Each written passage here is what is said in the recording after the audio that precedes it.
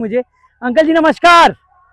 देखिए, मैं इस वीडियो के माध्यम से बताना चाहता हूं कि अगर अपने देश में कोई असली हीरो हैं तो वो यही है। बोलना चाहेंगे? आप बहुत अच्छा काम कर रहे हैं, सबको प्रेरणा मिल रही है पेड़ पौधे लगाने के लिए भी। मैं तो यही मानता हूं कि ईश्वर हम सबको माध्यम बनाते हैं, तो ईश्वर मेरे शरीर को ज़रा माध्यम बना के अच्छा नज़ारा है। लेकिन देखिए रोड की हालत देख रहे हैं ये कितना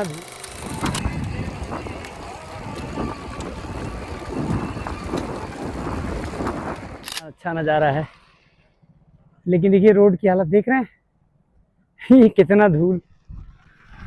देखिए, इसको पर्यटन के रूप में अगर यहाँ विकसित कर दिया जाए तो कितना सुंदर होगा, कितने सारे लोगों को रोजगार मिलेगा। लेकिन नहीं, बस धूल मिट्टी धक्कड़। हर रोड देखिए, जहाँ पे कितने सारे टैक्सेस हम लोग पे करते हैं। क्या हाल है भाई, कैसे अपना देश महान भारत बनेगा? क्या ऐसे ही विश्वगुरु बना पाएंगे हम सब लोग? आइए शिक्षा बदलें, शिक्षा बदलेगी तभी देश बदलेगा, नहीं तो सिर्फ दिखावे में देश बदल रहा होगा। असली स्थिति देश की वैसी ही रहेगी और बुरी होगी।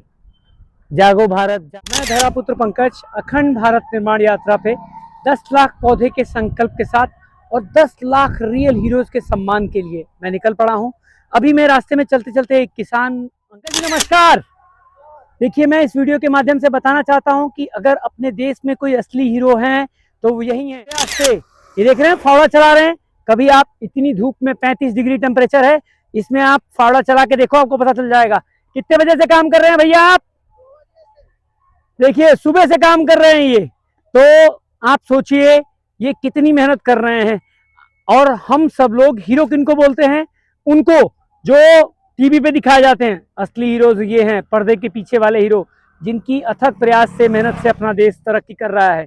अगर इनको हम लोग हीरो नहीं बोलेंगे तो कल अपने को खाना भी नहीं मिलने वाला है। आइए रियल हीरो का सम्मान करें और उनके लिए बहुत बहुत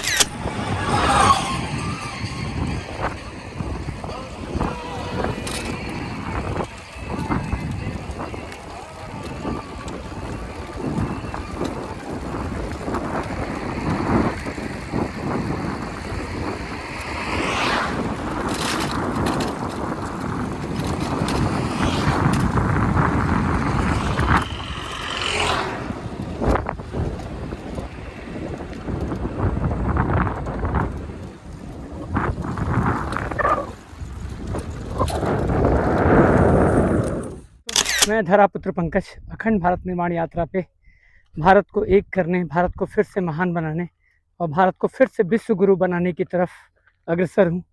आज जो अपने देश में करप्शन चल रहा है, आप देख सकते हैं, भारत चौथे इकोनॉमी की देश बताया जा रहा है, विश्व गुरु बताया जा रहा है। आप देखिए विश्व गुरु की ये सड़कें देखें। कल के दिन यहाँ पे गिर के कोई मरेगा तो लोग कह देंगे कि किसी गाड़ी वाले ने गलत ड्राइविंग की। लेकिन जो लोग आज टैक्स के नाम पे टोल टैक्स लेते हैं, इतने सारे टैक्स लेते हैं, वो लोग आज एक रोड तक नहीं बना पा रहे हैं। आज सोचिए यहाँ से गुजरने के लिए कितने लोगों को कितनी सारी दिक्कतों से होकर गुजरना पड़ रहा है। यही है अपना विकसित भारत, यही है विश्व गुरु बनने वाली भारत की तस्वीर।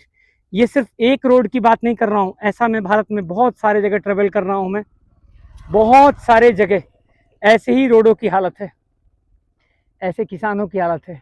ये है महान भारत की तस्वीर। आइए जुड़े जोड़े, जिससे अपने भारत को फिर से इन चोर मक्कार नेताओं से और इन चोर मक्कार अधिकारियों से अपने भारत को बचाने में कामयाब हो पाए। आइए अखंड भारत यात्रा से जुड़े। अखंड भारत मिशन, अखंड भारत यूट्यूब पे चैनल है, उसको फॉलो करें। अगर मेरा काम अच्छा लगता है तो 10 लोगों को और शेयर करें। भारत निर्माण यात्रा के तहत पूरे भारत में 10 लाख रियल हीरोज़ और 10 लाख पौधे लगाने का जो संकल्प लिया है, आज हम 6वें पड़ाव पे हैं।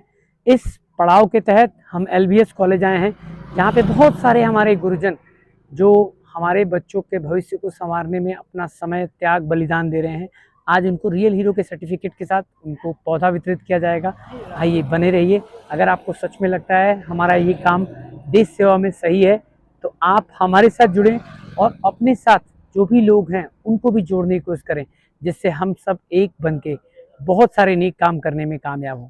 हम एक रहेंगे तो ही नेक काम करेंगे। धन्यवाद। नमस्कार। देखिए मैं आज छठवें पड़ाव हरदा में हूँ और यहाँ पे हमारे प्रीतम भैया जी हैं।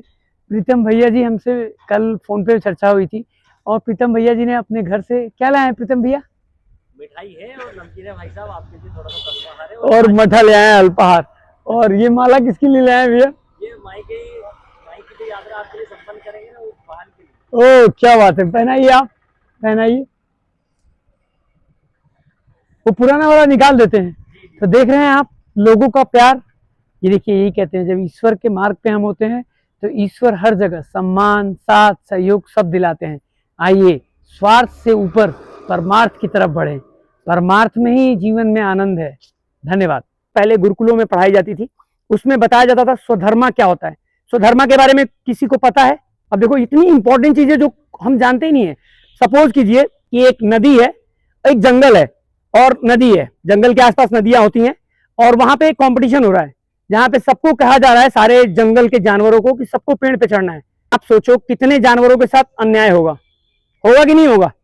कुछ जानवर तो, मछली तो जो है पेड़ पे चढ़ ही नहीं पाएगी, तो मछली के अंदर क्या गुण है? ऐसे ही सब जंगल के जानवर पानी में भी नहीं तैर पाएंगे।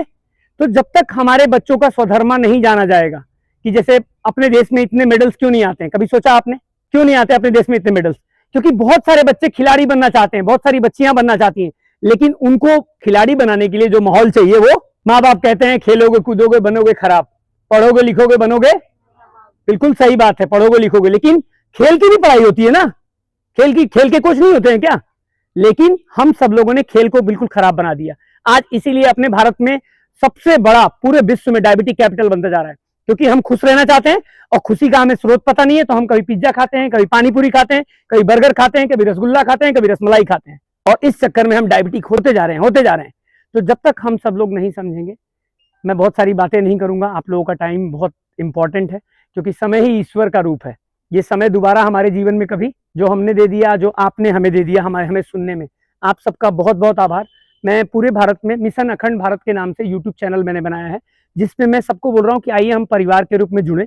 अगर लगता है कि मेरा काम अच्छा है, क्योंकि देखो अकेले ना सरकारें हमारी बात सुनेंगी, लेकिन अगर हमारे पास 10 लाख लोग होंगे तो सरकारें हमारी बात हंसते हंसते, सही और गलत में अंतर करना जब तक नहीं जानेंगे। हमें पता है ना दारू गड़बड़ चीज है, लेकिन क्यों नहीं बंद हो रही है? क्योंकि हम सब बिखरे हैं।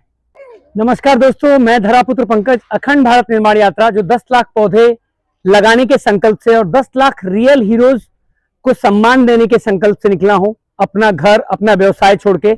आज मैं पहुंच गया हूं एकीकृत शासनिक माध्यमिक शाला मसन गांव में, जहां ये देखिए कितने प्यारे प्यारे बच्चे जो हमारे साथ यहाँ खड़े हैं, एक सर्किल बना के। हेलो करेंगे आप लोग? भारत माता की। मैं निकला हूं इस देश में, एक देश है तो एक शिक्षा क्यों नहीं है? आज अपने देश में भेदभाव वाली शिक्षा क्यों है? ये सब बच्चों के पास वही जो अल्बर्ट आइंस्टीन के पास दिमाग था, इन सब बच्चों के पास वही दिमाग है।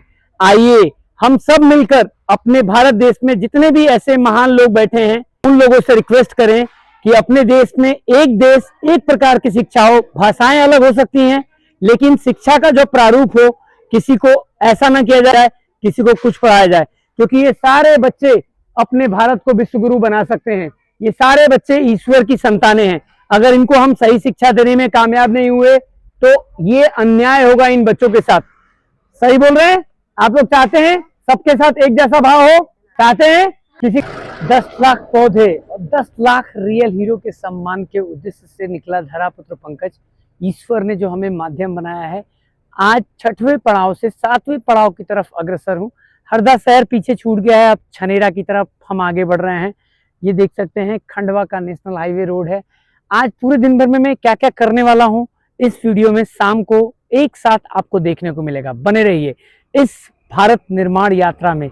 अगर आपको लगता है मेरी ये यात्रा देश सेवा के लिए सही है, तो खुद भी जुड़िए और 10 और लोगों को जोड़िए, जिससे हम अपने देश में आगे चल के भ्रष्टाचार मुक्त, अन्याय मुक्त और बहुत सारी जो मिलावटें हो रही है उसको रोकने में काम कर पाए। नमस्कार, ये देखिए ये अंकल जी और आंटी जी हैं। मैं अभी साइकिल पे बैग पैक करने आ रहा था तो अंकल जी आ गए। अंकल जी ने मेरा जो स्वागत किया उसके लिए बहुत बहुत धन्यवाद। थैंक यू अंकल जी। कुछ बोलना चाहेंगे आप?